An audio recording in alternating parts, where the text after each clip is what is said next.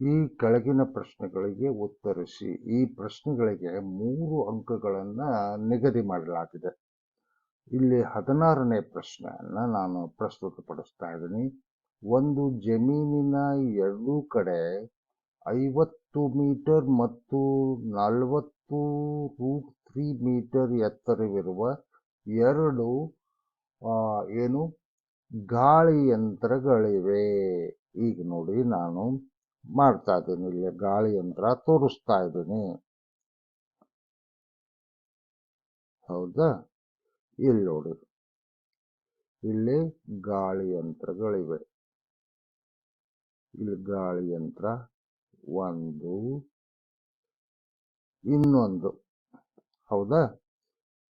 ಇನ್ನೊಂದು ಎಲ್ಲದ? ಇಲ್ಲಿ ಇದಕ್ಕೆ ತಗೋತೀನಿ ನಾನು. ಈ ಎರಡು ಗಾಳಿ ಯಂತ್ರಗಳು ಇವೆ. ಹೌದಾ? ಇಲ್ಲಿ ಗಾಳಿ ಯಂತ್ರಗಳು ಯಾವ ತರ? ಈ ತರ ಹಾಕೊಂಡ್ಬಿಡೋಣ. ಈ ಗಾಳಿ ಯಂತ್ರಗಳು ಎಷ್ಟು ಎತ್ತರ ಅದಾವಂದ್ರ 50 ಮೀಟರ್ ಒಂದೈತೆ, ಇನ್ನೊಂದು 40 × √3 ಮೀಟರ್ ಅದ. ಹೌದಾ? ಈ ಎರಡೂ ಕಡೆ ಅಂತಂದ್ರ ವಿರುದ್ಧ ಬದಿ, ಜಮೀನಿನ ವಿರುದ್ಧ ಬದಿಯಲ್ಲಿ ಅಂತ ಅರ್ಥ. ಈಗ ನಾವೇನ್ ಮಾಡ್ತಾ ಇದ್ದೀನಿ, ಈ ವಿರುದ್ಧ ಬದಿಗಳನ್ನ ಈ ಬರ್ಕೋತಾ ಇದ್ದೀವಿ. ವಿರುದ್ಧ ಬದಿ. ಆಯ್ತಾ? ಈ ವಿರುದ್ಧ ಬದಿಗಳು ನಡುವಿನ ಒಂದು ಬಿಂದುವಿನಿಂದ ಅವುಗಳ ಮೇಲ್ತುದಿಯ ಉನ್ನತ ಕೋನಗಳು. ಮೇಲ್ತುದಿಯ ಉನ್ನತ ಕೋನಗಳು. ಅದೀಗ ನೋಡೋಣ. ಈಗ ನೋಡಿ, ಮೇಲ್ತುದಿಯ ಉನ್ನತ ಕೋನಗಳು. ಹೌದಾ?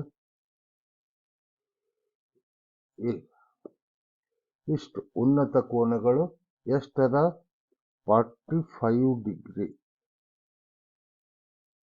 ಒಂದು, ಇನ್ನೊಂದು ಎಷ್ಟು? 30 ಡಿಗ್ರಿ. ಹೌದಾ? ಈ 30 ಉನ್ನತ ಕೋನಗಳು. ಉನ್ನತ ಕೋನಗಳು ಅಂದ್ರೆ ಈ ತರ ಉನ್ನತ ಕೋನಗಳು. ಹೌದಾ? ಈ ಕ್ರಮವಾಗಿ 45 ಮತ್ತು 30 ಅಂಶಗಳು ಆಗಿರುತ್ತೆ. ಹಾಗಾದರೆ ಗಾಳಿ ಯಂತ್ರದ ನಡುವಿನ ಅಂತರವೆಷ್ಟು? ಎರಡು ಗಾಳಿ ಯಂತ್ರಗಳಿದಾವ, ಅವು ಎರಡರ ನಡುವಿನ ಅಂತರ ಎಷ್ಟು ಅಂತ ಇಲ್ಲಿ ಪ್ರಶ್ನೆ. ಈಗ ನಾನೇನ್ ಮಾಡ್ತಾ ಇದ್ದೀನಿ, ಇಲ್ಲಿ ಎ ಅಂತ ಬರ್ಕೋತಿದ್ದೀನಿ, ಇದು ಸಿ ಅಂತ ಬರ್ಕೋತಿದ್ದೀನಿ, ಇಲ್ಲಿ ಡಿ ಅಂತ ಬರ್ಕೋತಿದ್ದೀನಿ, ಬಿ ಅಂತ ಬರ್ಕೋತಿದ್ದೀನಿ. ಆಮೇಲೆ ಮೇಲ್ತುದಿ ಒಂದರದ್ದು ಡಿ ಅಂತೀನಿ, ಇನ್ನೊಂದರದ್ದು ಇ ಅಂತೀನಿ. ಹೌದು, ನಾವೀಗ ಏನ್ ಕಂಡುಹಿಡಿಬೇಕಾಗೈತೆ ಅಂತ ಕೊಟ್ಟ ಸಂಗತಿಗಳು ದತ್ತಾಂಶ ಅನ್ನೋ.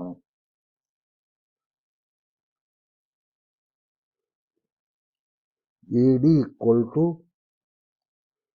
50 meter and EC = 40√3 meter. ಹೌದಾ? ಆಂಗಲ್ ಯಾವುದು? ABD = 45 degree. ಮತ್ತೊಂದು ಆಂಗಲ್ CBE = 30 ಡಿಗ್ರಿ. ಇದನ್ನ ಕೊಟ್ಟಾನ. ನಾವೇನ್ ಮಾಡಬೇಕು? AC ತೆಗಿಬೇಕು. ಅಂದ್ರ AC = ಎಷ್ಟು? ಇಲ್ಲಿ AC = ನಾ ಹೀಗೆ ಬರಿತೀನಿ, AB + BC ಇದು ಎಷ್ಟು ಅಂತ ಪ್ರಶ್ನೆ ಕೇಳಿಲ್ಲ. ಈಗ ನಾನು ಒಂದು ತ್ರಿಕೋನವನ್ನು ತೆಗೆದುಕೊಳ್ತೇನೆ. ಒಂದು ತ್ರಿಕೋನ, ಟ್ರಯಾಂಗಲ್ ಯಾವುದು? ABD. ABDಯಲ್ಲಿ tan of 45 degree, tan of 45 degree = ಏನು AD divided by AB, AD divided by AB, AD Baglay AB. ಹೌದಾ? ಇದು ಇನ್ನು 45 ಡಿಗ್ರಿ ಅಂತಂದ್ರೆ ಎಷ್ಟು? tan 45 ಅಂದ್ರೆ 1. AD ಅಂದ್ರೆ 50. ಹೌದಾ? Divided by AB. ಇದು ಏನಾಗುತ್ತೆ? AB equal to 50 metre. ಇದು 1 ಅಂತೀನಿ ನಾನು. ಹೌದಾ? ಇನ್ನು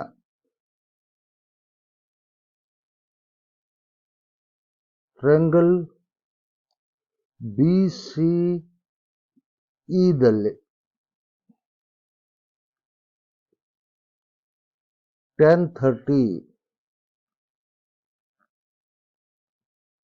equal to tan 30 equal to EC by BC, opposite side by BC. ಹೌದಾ? tan 30 ಅಂದ್ರೆ 1/√3. ಹೌದಲ್ಲ? ಗೊತ್ತದಲ್ಲ? ಸಾಕಷ್ಟು ಲೆಕ್ಕಗಳನ್ನು ನಾವು ಮಾಡಿದೆವು. EC ಈಕ್ವಲ್ ಟು ಎಷ್ಟು? 40√3. 40√3. ಹಾಗಾದ್ರೆ ಏನಾಯ್ತು? Divided by BC. ಹೌದಾ? This implies 1/√3 into BC equal to ಎಷ್ಟು? 40√3 ಆಯಿತು. ಈಗ ಏನಾಗುತ್ತೆ? ಈ 1/√2 ಇಲ್ಲೇ ಎರಡೂ ಕಡೆ √3ದಿಂದ ಗುಣಿಸೋಣ. √3ದಿಂದ ಗುಣಿಸಿದ್ರೆ BC equal to 40 into √3 into √3 ಅಂದ್ರೆ 40 into √3 whole square ಎಷ್ಟಾಯ್ತು?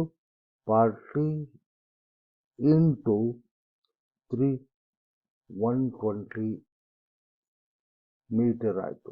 ಹೌದಾ? ಇದನ್ನು ನಾನು 2 ಅಂತೀನಿ. ಆದ್ದರಿಂದ AC ನಡುವಿನ ದೂರ, ಗಾಳಿಯಂತ್ರಗಳ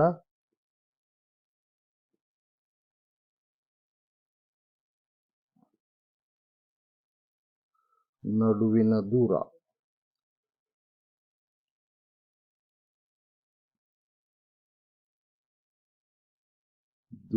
equal to AC equal to AB plus BC. ಈಗ 1 ಮತ್ತು 2 ಮುಖಾಂತರ ನಾವೇನಂತ AB ತೆಗೆದಿದೆ. ಒಂದೇನು ಹೇಳುತ್ತಾ? 50 ಪ್ಲಸ್ ಇದೇನು BC ಏನು ಹೇಳುತ್ತಾ? BC 120. ಹೌದಾ? ಇದು 170 ಮೀಟರ್. ಇದು ಉತ್ತರ ಆಗುತ್ತ. ಹೌದಾ? ಇನ್ನು ಮುಂದಿನ ಪ್ರಶ್ನೆ ಯಾವುದಪ್ಪ ಅಂದ್ರೆ ಇದು ಅದೇ ಥರ 90 ಅಡಿ ಅಗಲವಿರುವ ಒಂದು ರಸ್ತೆಯ ಎರಡು ಬದಿಗಳಲ್ಲಿ ನೇರವಾದ 2 ಕಂಬಗಳಿವೆ. ಹೌದಾ? ಕಂಬಗಳ ಎತ್ತರವು 1 to 2 ದ ಪ್ರಮಾಣದಲ್ಲಿದ್ದು ರಸ್ತೆಯ ಮೇಲಿನ ಒಂದು ಬಿಂದುವಿನಿಂದ ಕಂಬಗಳ ಮೇಲ್ತುದಿಗಳನ್ನು ನೋಡಿದಾಗ ಉಂಟಾಗುವ ಉನ್ನತ ಕೋನಗಳು 60. ಎರಡು ಉನ್ನತ ಕೋನಗಳು 60 ಆಕ್ಕತ್ತ. ಅಂಶ ಕಂಬಗಳ ಎತ್ತರಗಳನ್ನು ಕಂಡುಹಿಡಿಯಿರಿ.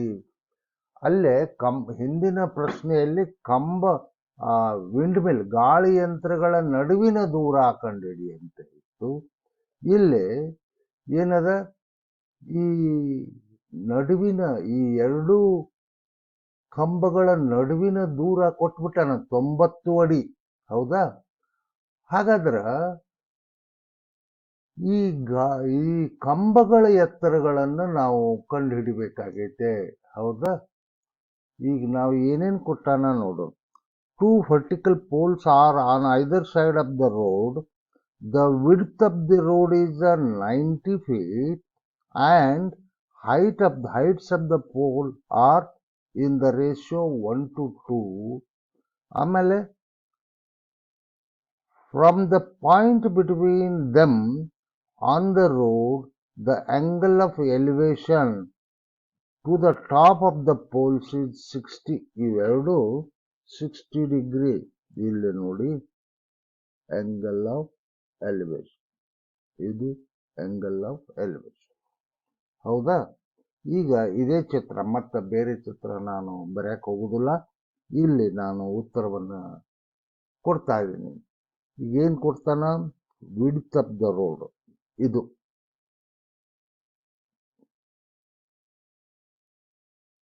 ಒಟ್ಟು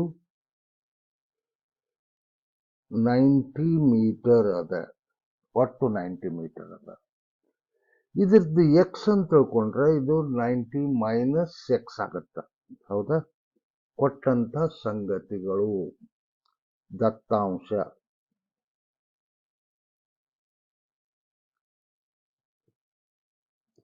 ಏನು? AC equal to 90 feet, 99 ಅಡಿಗಳು.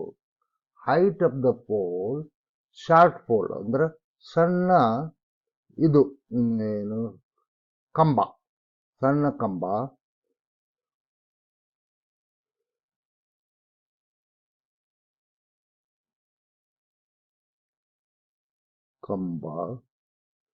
ಇದು ಎಚ್ ಅಂತ, ಎಚ್ ಫೂಟ್ ಅಂತ ನಾ ಬರ್ಕೋತಿದ್ದೀನಿ, ಎಚ್ ಫೂಟ್ ಅಂತ. ಇನ್ನು ದೊಡ್ಡ ಕಂಬ,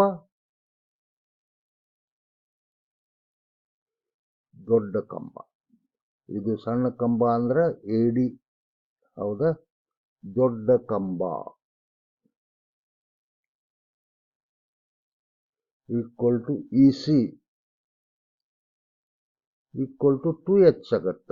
ಯಾಕಂದ್ರೆ ಕಂಬಗಳ ಎತ್ತರಗಳು 1 to 2 ಅದ. ಅಂದ್ರೆ ಇಲ್ಲಿ ನೋಡಿ 2H 1 to 2 ಅಂದ್ರೆ ಇದು H ಇದ್ರೆ ಇದು 2 ಬರುತ್ತ. ಯಾಕಂದ್ರೆ H by 2H, H to 2H, ಸಾರಿ,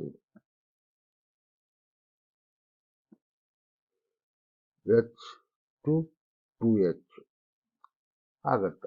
ಇದು ಪ್ರಪೋರ್ಷನಲ್. ಈಗ ನಾವು H ಕಂಡು ಹಿಡಿದ್ರೆ ನಮಗೆ ಉತ್ತರ ಸಿಗ್ತದ. ಆಂಗಲ್ ಆಫ್ ಎಲಿವೇಶನ್, ಉನ್ನತ ಕೋನಗಳು.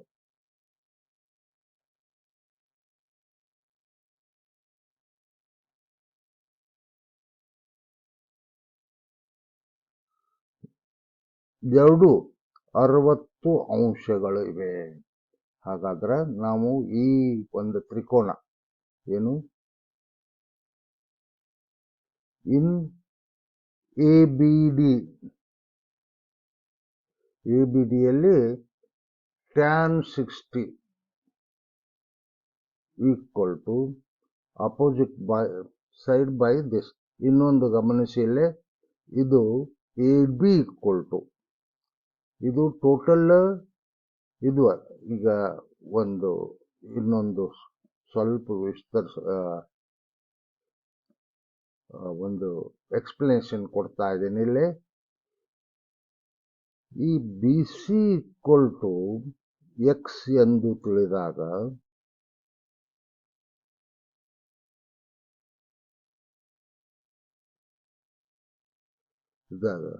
AB equal to 90 minus x. ಯಾಕಂದ್ರೆ ಒಟ್ಟು ಅಂತರ, ಕಂಬಗಳ ನಡುವಿನ ಒಟ್ಟು ಅಂತರ 90 ಅದ. ಇದು ಎಕ್ಸ್ ಅಂತ ತಿಳ್ಕೊಂಡ್ರೆ ಇದು 90 ಮೈನಸ್ ಎಕ್ಸ್ ಆಗುತ್ತ. ಹೌದಾ? ಇಷ್ಟು ಕೊಟ್ಟಂತಹ ಸಂಗತಿ. ಈಗ ನಾವು ಇನ್ ಟ್ರಯಾಂಗಲ್ ABD ಏನಾಗುತ್ತೆ? tan 60, ಹೌದಾ, ಈಕ್ವಲ್ ಟು ಅಪೋಸಿಟ್ ಸೈಡ್. ಯಾವುದು ಅಪೋಸಿಟ್ ಸೈಡು?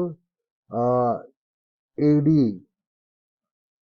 by AB. ಹೌದಾ? ಇದು ಏನಾಗುತ್ತೆ ನೋಡಿ, tan 60 equal to √3 equal to h by 90 minus x. ಹೌದಲ್ಲ? ಇದು A B equal to 90 minus x. ಹೌದಾ? ಈಗ h ಈಕ್ವಲ್ ಟು ಎಷ್ಟಾಗುತ್ತಾ? h ಈಕ್ವಲ್ ಟು √3 ಅಥವಾ 90 ಮೈನಸ್ ಎಕ್ಸ್ ಇಂಟು √3. ಇದನ್ನ ಒಂದಂತೀನಿ, ನಾನು ಸಮೀಕರಣ ಒಂದಂತೀನಿ. ಇನ್ನು ಟ್ರಯಾಂಗಲ್ ಯಾವುದು? B C D, B C E, B C E. ಇಲ್ಲಿನೂ tan 60 degree equal to opposite side ಅಂದ್ರೆ E C by B C. ಹೌದಾ? ಇದು √3 ಮತ್ತೆ tan 60 ಈಕ್ವಲ್ ಟು √3. ಹೌದಾ? ಈಕ್ವಲ್ ಟು ಇ ಸಿ ಎಷ್ಟದ? 2h ಅದ. ಆಮೇಲೆ ಇದು ಎಕ್ಸ್ ಅದ. ಹೌದಾ? ಇಲ್ಲಿ ಮತ್ತ ಈಗ ನೋಡಿ, ಇದನ್ನ ನಾನು ಈ ಥರ ಬರ್ತೀನಿ. 2h equal to x into √3. therefore h equal to ಎಷ್ಟು? ಎಕ್ಸ್ ಇಂಟು √3 ಬೈ 2 ಆಯಿತು. ಇದು ಸಮೀಕರಣ 2 ಅಂತೀನಿ. 1 ಮತ್ತು 2ರಲ್ಲಿ ಎಚ್ ಸೇಮ್ ಅದ. ಹೌದಿಲ್ಲ? ಏನಾಗುತ್ತೆ ನೋಡಿ ಈಗ.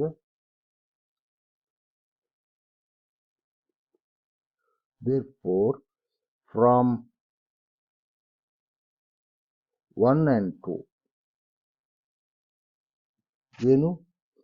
90h equal to this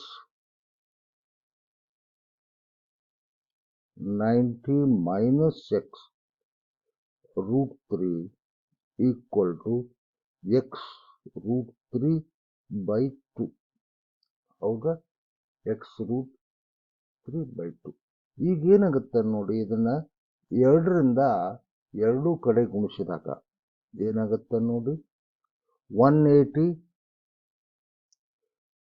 ಅಥವಾ ಹಿಂಗನ್ನು ಬರಿಬಹುದು. 2 into 90 minus x into √3 equal to x √3. ಹೌದಾ? 2 ಕಡೆ √3 ಕ್ಯಾನ್ಸಲ್ ಮಾಡ್ತಿದ್ದೀನಿ ನಾನು. ಹೌದು? ಇದನ್ನ ಕ್ಯಾನ್ಸಲ್ ಮಾಡ್ತೀನಿ.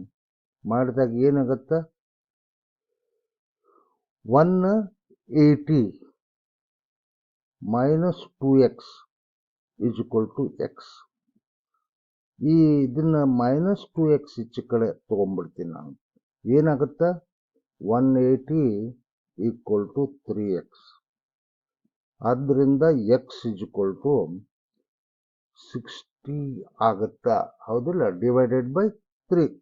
ಎಕ್ಸ್ ಇಸ್ ಈಕ್ವಲ್ ಟು 60 ಆದಾಗ ಏನಾಯ್ತು? ಇದು ಎಕ್ಸ್ ಇಸ್ ಈಕ್ವಲ್ ಟು 60 ಆದಾಗ height of a pole h. ಹೌದಾ? ಈಗ height of a pole h ಏನಾಗುತ್ತೆ ನೋಡಿ ಇಲ್ಲಿ.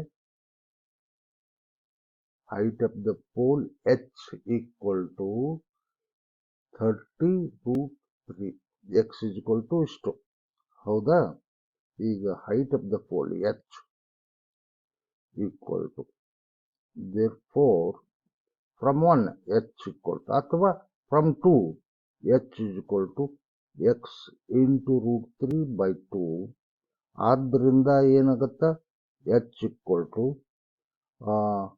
x is equal to 60 ತಗೊಂಡಿದ್ದೇವೆ ನಾವು. ಬಂದದ ಇಲ್ಲೇ x is equal to 60. ಅದನ್ನ ಇಲ್ಲೇ ಬೆಲೆ ತುಂಬ್ತಿದ್ದೀನಿ. ಡಿವೈಡೆಡ್ ಬೈ 2 ಅಂದ್ರೇನು? 30√3 ಮೀಟರ್ ಎಚ್. ಆದ್ದರಿಂದ ಈ ಸಣ್ಣ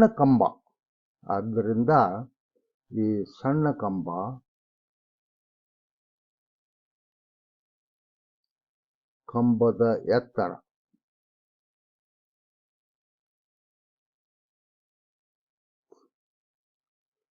30 √3 ಮೀಟರ್. ಹೌದಾ? ಹಾಗಾದ್ರೆ ದೊಡ್ಡ ಕಂಬ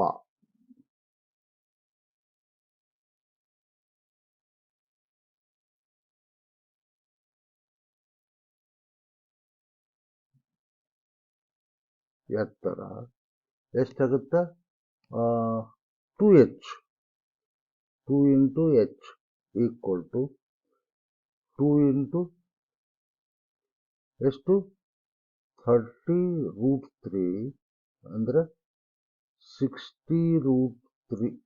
ಇವು ಉತ್ತರಗಳಾಗ್ತವೆ. ಸಣ್ಣ ಕಂಬದ ಎತ್ತರ 30√3 ಆದರೆ ದೊಡ್ಡ ಕಂಬದ ಎತ್ತರ 60√3 ಫೂಟು. ಮೀಟರ್ ಅಲ್ಲ, ಫೂಟು.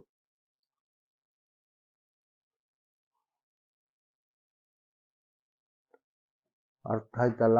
ಇದು ಬಹಳ ಸರಳ. ಸ್ವಲ್ಪ ವಿಚಾರ ಮಾಡಬೇಕು. ಅಂದ್ರೆ ಆ ಚಿತ್ರ ಕೊಟ್ಟ ಪ್ರಶ್ನೆಯನ್ನ ನಾವು ಚಿತ್ರ ರೂಪದಲ್ಲಿ ಬರೆದಾಗ ಆ ಚಿತ್ರ ನಮ್ಮ ಕಣ್ಣೆದುರಿಗೆ ಬರ್ತದ. ಹೌದಾ? ಈಗ ನೆಕ್ಸ್ಟ್ 18ನೇದು. 18ನೇದು ಏನದ? 20 ಮೀಟರ್ ಎತ್ತರದ ಕಟ್ಟಡದ ಮೇಲೆ ಸ್ಥಾಪಿಸಲಾದ ಪ್ರಸರಣ ಗೋಪುರದ ಮೇಲ್ತುದಿ ಮತ್ತು ಪಾದಗಳನ್ನು ನೆಲದ ಮೇಲಿನ ಒಂದು ಬಿಂದುವಿನಿಂದ ನೋಡಿದಾಗ ಉನ್ನತ ಕೋನಗಳು ಕ್ರಮವಾಗಿ 60 ಮತ್ತು 45 ಅಂಶಗಳು ಇವೆ. ಹಾಗಾದರೆ ವಿಸ್ತರಣಾ ಗೋಪುರದ ಎತ್ತರವನ್ನು ಕಂಡುಹಿಡಿಯಿರಿ.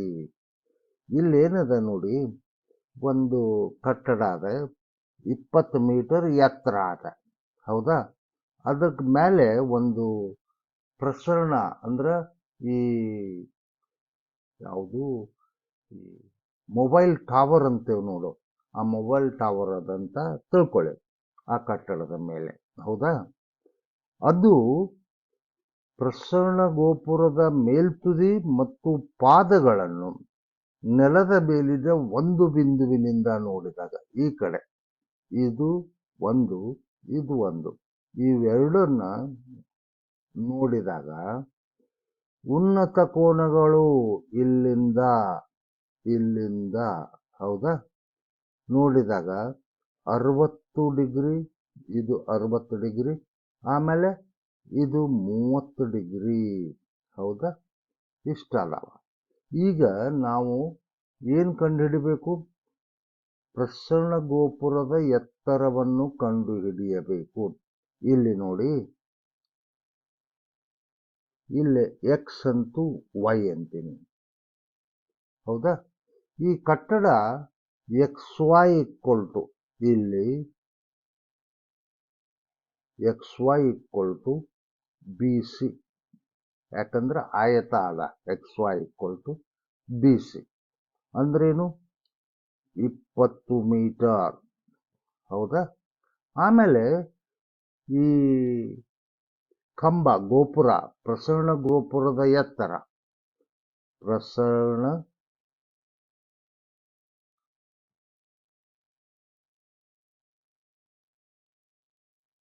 ಗೋಪುರದ ಎತ್ತರ ಎಷ್ಟು? AC. ಅದು ಏನಾಗತ್ತ? CB plus AB. ಹೌದಾ? CB ಕೊಟ್ಟಾಣ ಅಂದ್ರೇನು? CB equal to 20 plus AB. ಹೌದಾ? AB ಕಂಡು ಹಿಡಿದ್ಬಿಟ್ರ ನಮಗ ಆ ಗೋಪುರದ ಎತ್ತರ ಸಿಗ್ತದ. ಗೋಪುರದ ಎತ್ತರ ಸಿಗ್ತದ. ಹೌದಾ? Height of transmission tower. Transmission tower ಅಂತಂದ್ರೆ ಪ್ರಸರಣ ಗೋಪುರ AB ನಾವು ಕಂಡು ಹಿಡಿಬೇಕು. ಹೌದಾ? ಈಗ ಅಂದ್ರ ಕಟ್ಟಡದ ಮೇಲೆ ಅದ AB, ಸಾರಿ, AB ಅಷ್ಟೇ ಕಂಡು ಹಿಡಿಬೇಕಲ್ಲ ನಾವು. ಈಗ ಕಟ್ಟಡದ ಮೇಲೆ ಇರೋದ್ರಿಂದ ನಾವು AB ಕಂಡು ಹಿಡಿಬೇಕು. ಹೌದಾ? ಈಗ ನೋಡಿ, in triangle BCD B C D. ಹೌದಾ? B C D tan 45 degree equal to tan 45 equal to ಯಾವುದು? B C by C D ಈ ಟ್ರ್ಯಾಂಗಲ್. ಹೌದಾ? ಇಲ್ಲಿ ನೋಡಿ, ಬಿ ಸಿ ಎಷ್ಟದ? 20 ಮೀಟರ್. ಯಾಕಂದ್ರೆ ಇದನ್ನು 20 ಮೀಟರ್ ಆಗುತ್ತಿಲ್ಲ, 20 meter divided by C D. ಹೌದಾ? Tan 45 equal to 1 equal to 20 by C D. ಅಂದ್ರೆ C D equal to 20 meter. ಇದನ್ನು 1 ಅಂತೀನಿ ನಾನು. ಹೌದಾ? In triangle A C D tan theta ಅಥವಾ tan 60 equal to A C by tan 60 equal to A C by C D. A C by C D. ಹೌದಾ? ಇದು ಏನಾಗತ್ತು? Tan 60 equal to √3 equal to C D equal to ಇಲ್ಲಿ A B plus B C. ಹೌದಿಲ್ಲ? A C equal to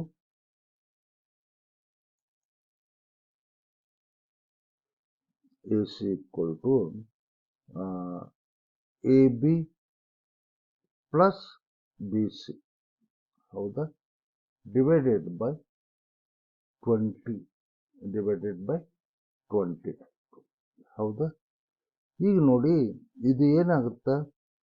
A B plus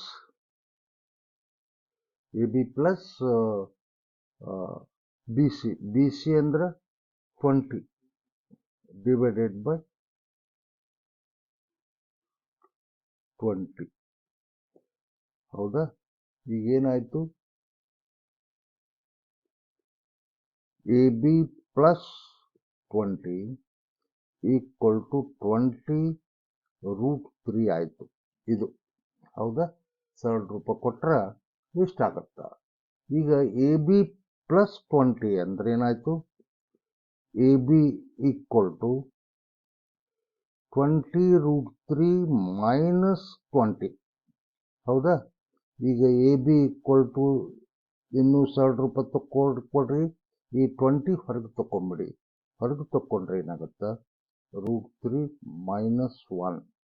ಇದು transmission ಎತ್ತರ, ಇದು ಉತ್ತರ.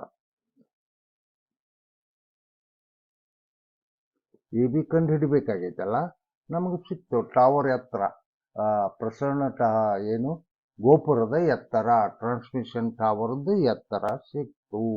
Okay. ಇನ್ನು 19ನೇ ಲೆಕ್ಕ. ಒಂದು ಗೋಪುರ ಮತ್ತು ಒಂದು ಕಟ್ಟಡ ಒಂದೇ ಸಮತಟ್ಟಾದ ನೆಲದ ಮೇಲೆ ನೇರವಾಗಿ ನಿಂತಿವೆ. ಹೌದಾ? ಗೋಪುರದ ಪಾದದಿಂದ ನೋಡಿದಾಗ ಉನ್ನತ ಕೋನವು 30 ಅಂಶ, ಕಟ್ಟಡದ ಪಾದದಿಂದ ಗೋಪುರದ ಎತ್ತರ, ಇದು ಗೋಪುರ ಅನ್ನೋಣ, ಇದರ ಎತ್ತರ 30. ಆಮೇಲೆ ಇದನ್ನ ಉನ್ನತ ಕೋನಗಳು, ಇವು ಉನ್ನತ ಕೋನಗಳು. ಹೌದಾ? ಇದು ಏನ್ ಮಾಡುತ್ತಾ? ಪಾದದಿಂದ 30 ಡಿಗ್ರಿ. ಇದು ಅತ್ಯಂತ ಸರಳವಾದಂಥ ಲೆಕ್ಕ. ಈ ಚಿತ್ರವನ್ನ ನೀವು ಕಣ್ಣೆದುರಿಗೆ ತೆಗೆದುಕೊಂಡು ಬಂದಾಗ ಇದು ಒಂದು ಅತ್ಯಂತ ಸರಳವಾದ ಲೆಕ್ಕ ಅಂತ ನಾನು ಭಾವಿಸ್ತಾ ಇದ್ದೀನಿ. ಹೇಗೆ ಸರಳ ಅನ್ನೋದು ನಾವು ನೋಡಿ. A tower and building are standing vertically on the same level ground. ಹೌದಾ? ಇದು ಗ್ರೌಂಡ್ ಬಿ ಡಿ ಅಂತ ತಗೊಳ್ಳೋಣ.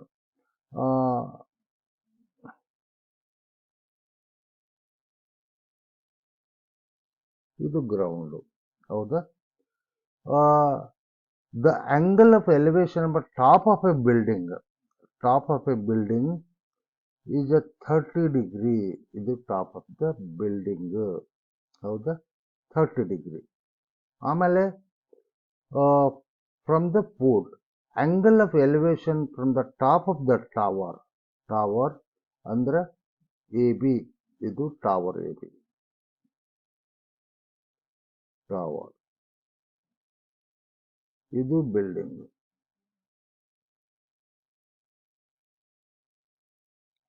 ಹೌದಾ, ಇದು 50 ಮೀಟರ್ ಅದ. ಆಮೇಲೆ if the tower is the 50 metre high, find the height of the building. ಇದನ್ನ ನಾವು ಏನದ ಇಲ್ಲಿ ಚಿತ್ರದ ಪ್ರಕಾರ A B equal to 50 metre ಕೊಟ್ಟದ್ದು. ಹೌದಾ, ಆಮೇಲೆ angle B A B D A equal to ಎಷ್ಟು? ಬಿ ಡಿ ಎ ಅಂದ್ರೆ 60 ಡಿಗ್ರಿ. ಆಮೇಲೆ angle D B C equal to 30 degree. ಈಗೇನು ಕಂಡುಹಿಡಿಬೇಕು? ಸಿ ಡಿ ಕಂಡುಹಿಡಿಬೇಕು. ಹೌದಾ, building C D or D C ಕಂಡುಹಿಡಿಬೇಕು. ಈಗ ನೋಡಿ, ಇದು ಅತ್ಯಂತ ಸರಳ ಅಂತ ಯಾಕೆ ಹೇಳಿದೆ ಅಂದ್ರೆ ಇದು ಹೆಚ್ಚು ಕಡಿಮೆ ಹಿಂದಿನಂತೆ ಇದೆ, ಹಿಂದಿನ ಪ್ರಶ್ನೆಯಂತೆ ಇದೆ. ಟ್ರ್ಯಾಂಗಲ್ ಎ ಬಿ ಡಿ ಯಲ್ಲಿ tan 60 ಸಾರಿ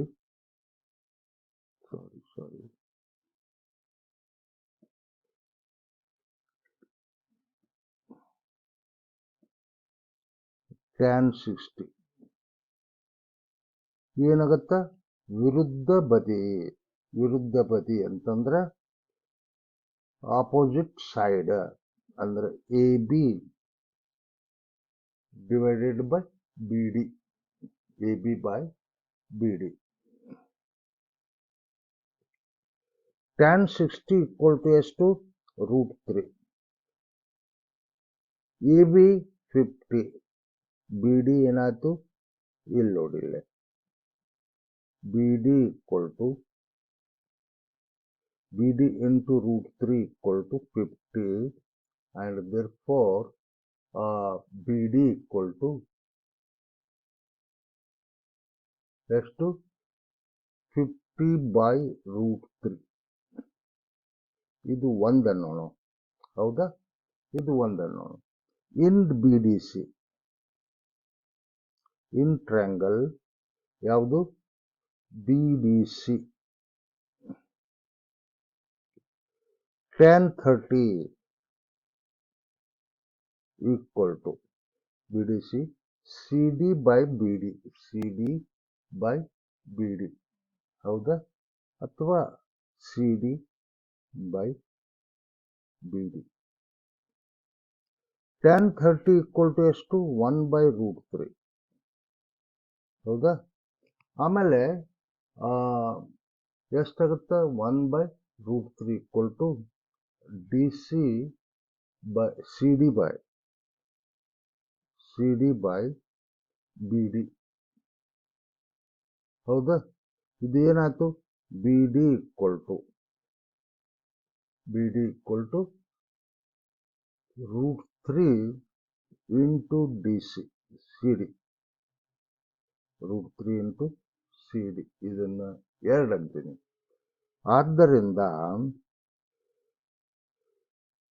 ಫ್ರಮ್ 1 and 2 ಏನದ? ಬಿ ಡಿ ಸಮ ಅದಾವ 50 ಬೈ √3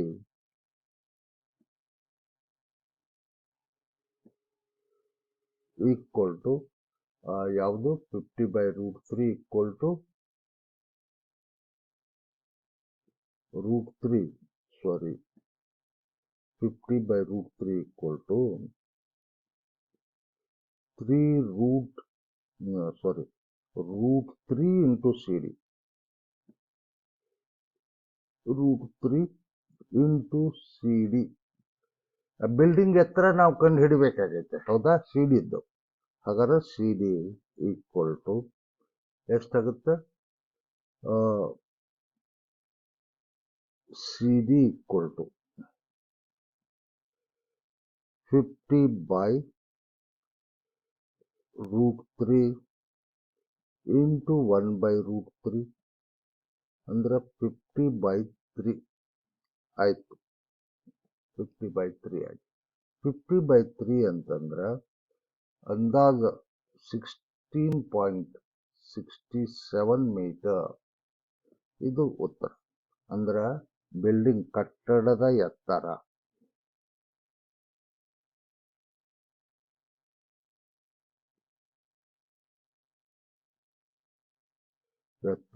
ಈಕ್ವಲ್ ಟು 16.67 ಮೀಟರ್. ಅದಕ್ಕೆ ನಾನು ಹಿಂದೆ ಹೇಳಿದಂತೆ ಚಿತ್ರವನ್ನ ಕೊಟ್ಟ ಸಂಗತಿಗಳ ಮುಖಾಂತರ, ದತ್ತಾಂಶದ ಮುಖಾಂತರ ಚಿತ್ರವನ್ನ ನಾವು ಕಣ್ಣೆದುರಿಗೆ ತಗೋಬೇಕು. ಚಿತ್ರ ಬರೆದಾಗ ನಿಮಗೆ ಸರಿಯಾದ ಉತ್ತರ ಸಿಗ್ತದ. ಹೌದಾ? ಇನ್ನು ಮುಂದಿನ ಪ್ರಶ್ನೆ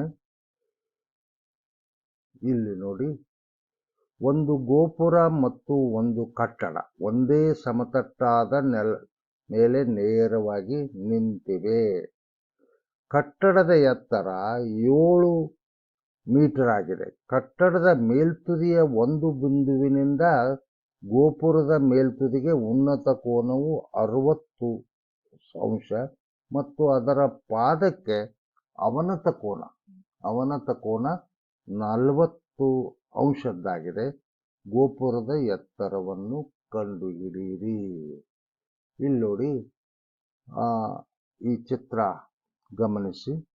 ಕೊಟ್ಟಂಥ ಸಂಗತಿಗಳು ಏನಂತಂದ್ರ ಹೈಟ್ ಆಫ್ ಎ ಬಿಲ್ಡಿಂಗ್, ಕಟ್ಟಡದ ಎತ್ತರ.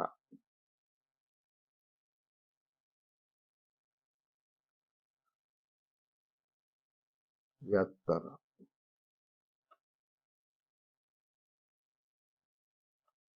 7 ಮೀಟರ್.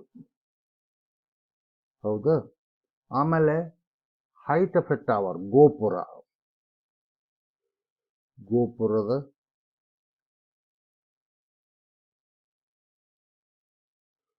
ಎತ್ತರ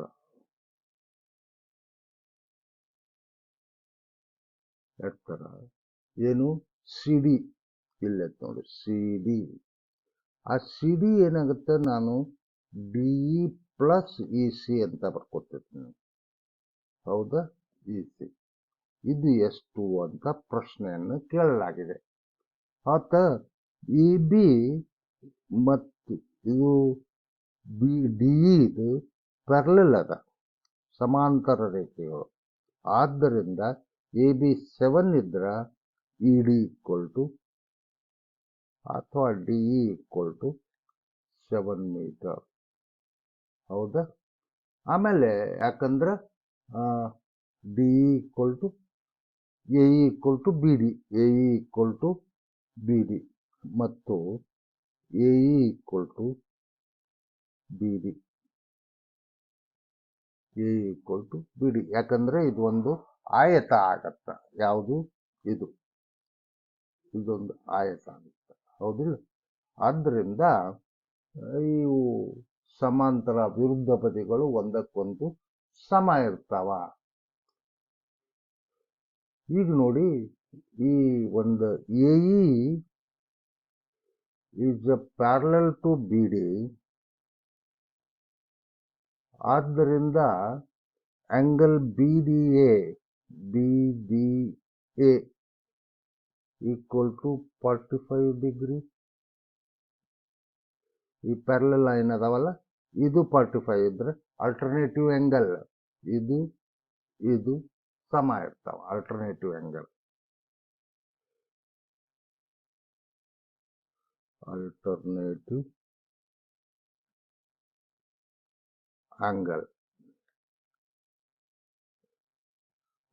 ಈ ಭೂಮಿತಿಯ ಒಂದು ಸರಳ ಪ್ರಮೇಯದ ಮುಖಾಂತರ ನಾವು ಇದನ್ನ ಬರಿತೇವೆ. 45 ಡಿಗ್ರಿ. ಹೌದಾ? ಈಗ ನೋಡಿ, in triangle ABD tan 45 degree equal to AB by BD. ಹೌದಾ? This implies tan 45 equal to 1 AB by BD. AB ಅಂತಂದ್ರೆ 7 ಮೀಟರ್. ಹೌದಾ? AB equal to, ಅಥವಾ ಈಗ ನಾನು ಈ ಥರ ಬರಿಬೋದು, 1 equal to AB by BD, ಅಥವಾ AB equal to BD, AB equal to BD ಅಂತ. ಹೌದಾ? BD equal to, that is 7 metre ಅಂತ ಕೊಟ್ಟ ನಾವು. ಹೌದಿಲ್ಲ? ಈಗ ಮತ್ತೆ ಯಾವ ಟ್ರಯಾಂಗಲ್ಗೆ ಬರೋಣ? ಈ ನೆಕ್ಸ್ಟ್ ಟ್ರಯಾಂಗಲ್ ACE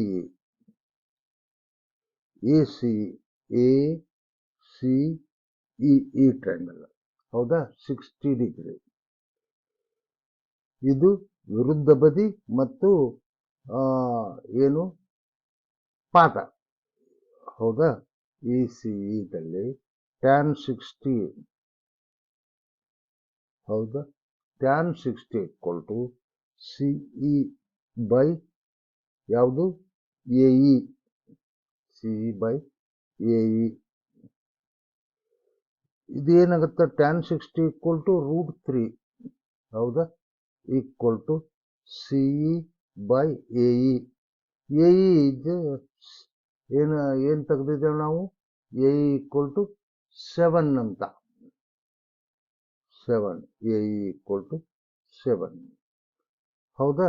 ಹಾಗಾದ್ರೆ CE equal to ಏನಾಯ್ತು? CE equal to 7√3. height of a tower ಏನಾಯ್ತು? ಕಟ್ಟಡದ ಗೋಪುರದ ಎತ್ತರ.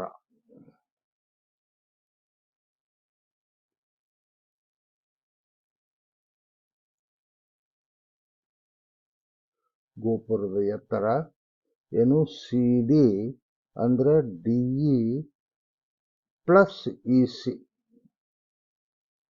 ಎಷ್ಟು?